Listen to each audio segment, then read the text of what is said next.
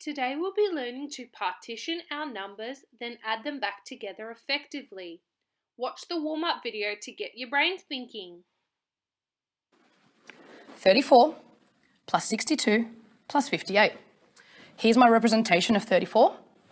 Here is my representation of 62. And here is my representation of 58.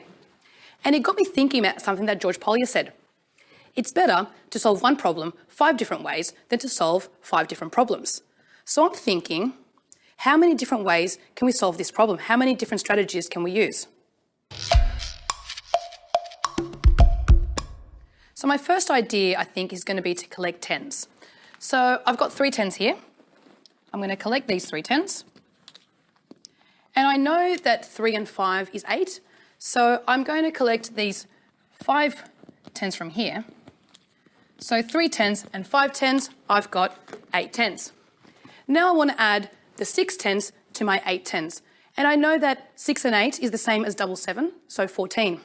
So when I collect these 6 tens, I'll be able to add it to my 8 tens and use double 7 as my strategy. So now I've got 14 tens. Now I've noticed something else.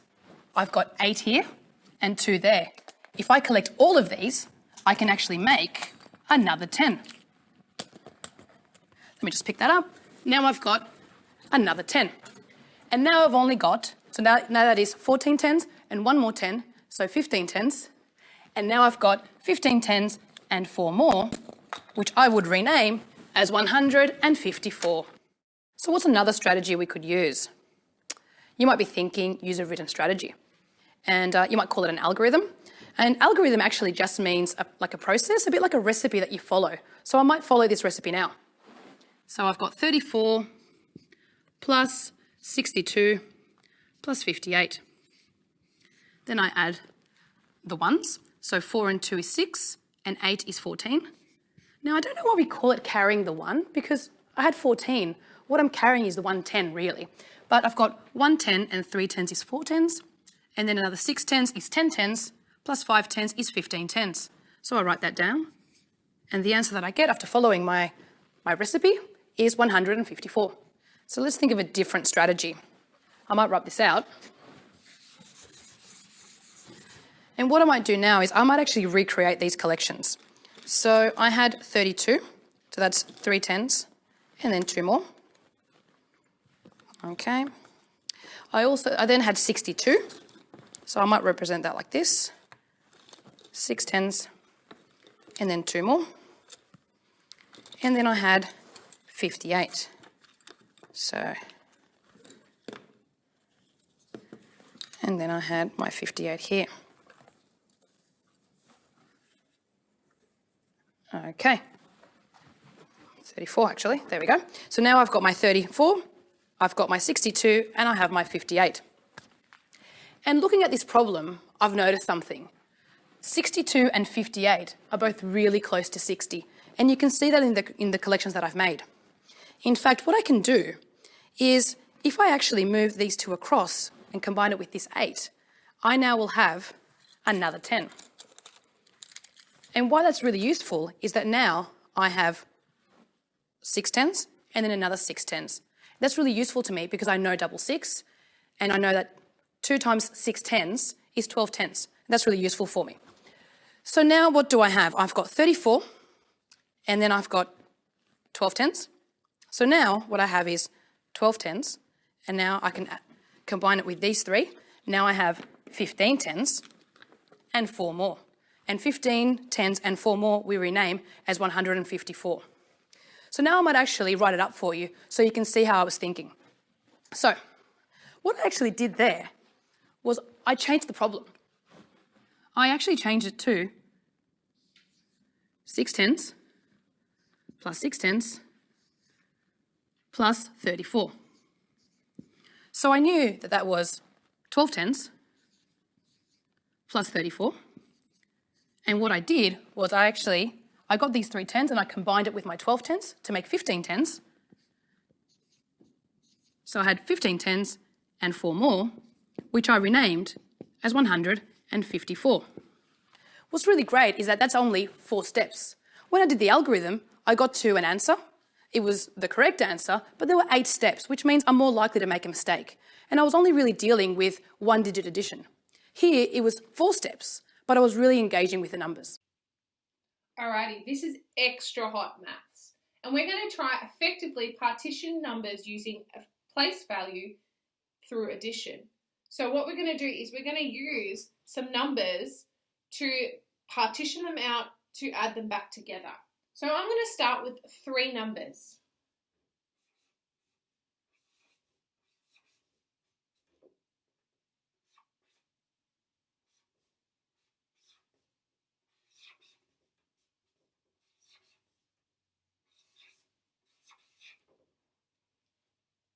All right, I have my 3 numbers.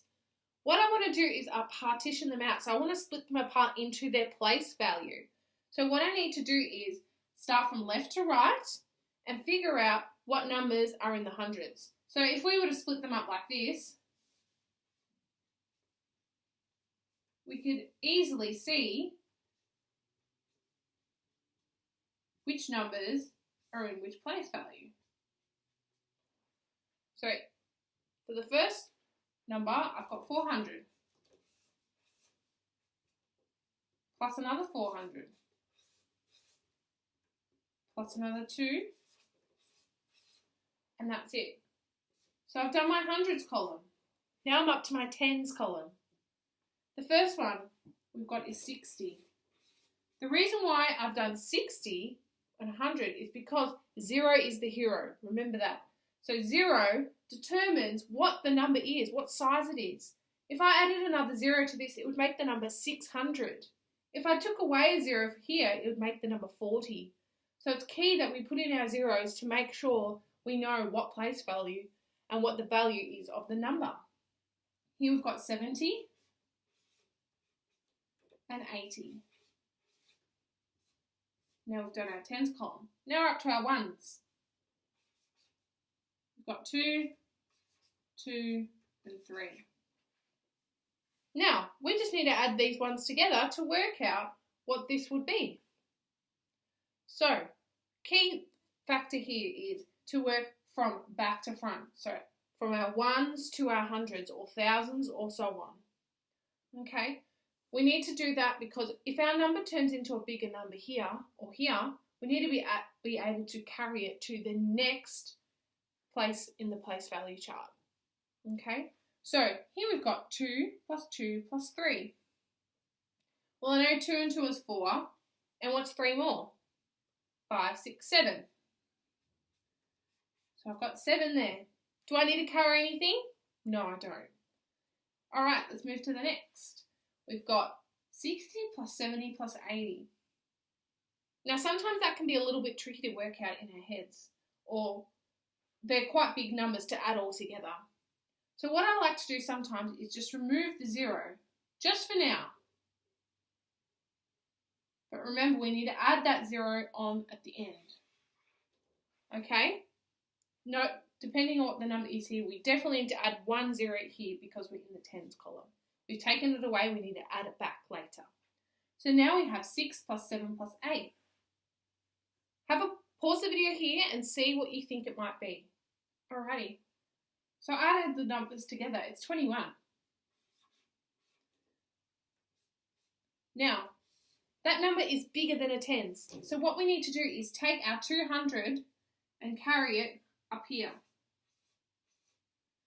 So now that number just becomes 10 because we've taken the 200 tens and we've put it up here to make it just 200. Okay? Now we need to add these ones together. Make sure you add your zeros back. So we've got 200 plus 400 plus 400 plus 200. What do you think our answer will be? Pause it and see if you can figure it out. Well, I'm using my number knowledge here. So I've got 2 4s and 2 2s. So I know double 4 is 8, and I know double 2 is 4.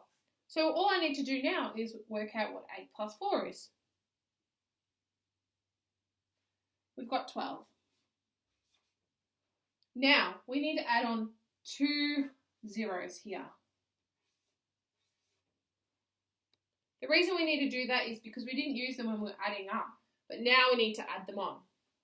So, this is our whole number now.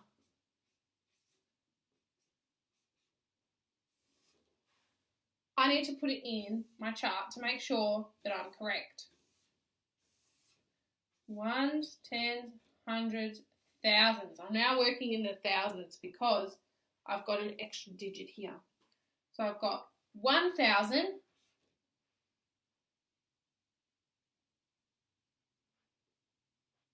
210.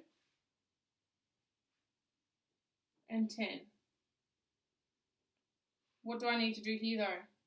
I need to add my 7. So what does the number become now? 1,000, because we've got our 1 here. You could even work it out like this. We've got 200 plus 1,000. Just to partition it even more, we want to be able to do that. So we've got 1,217. That's our answer to our first question. I split it up into my place values and then I added it back together. Your challenge is to choose 6 number sentences to partition into their place value, then add back together just like I did. You can have as many numbers as you like, but you must show your thinking just like I did. I separated them and then added them back together using a place value chart. Have a go and challenge yourself. I've included a quick example of what a number sentence is in case you forgot.